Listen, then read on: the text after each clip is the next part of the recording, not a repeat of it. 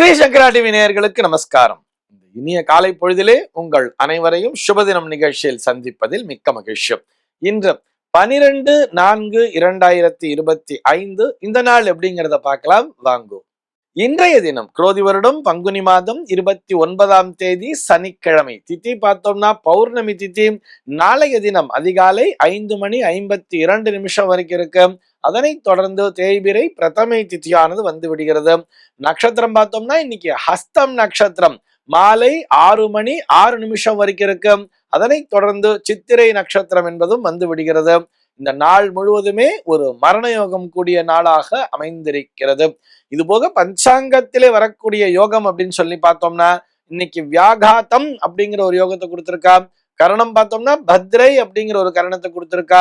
இந்த நாளானது ஒரு சமநோக்கு நாளாக அமைந்திருக்கிறது.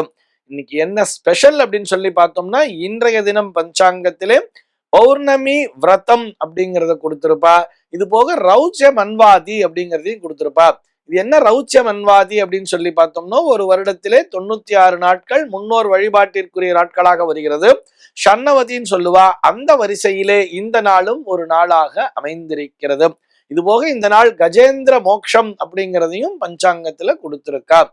சென்னையை பொறுத்தவரை இன்றைய தினத்தினுடைய சூரிய உதயம் என்பது காலை 6:01 சூரிய அஸ்தமனம் என்பது மாலை 6:17 சந்திர உதயம் என்பது மாலை 5:55 சம்பவிக்கிறது.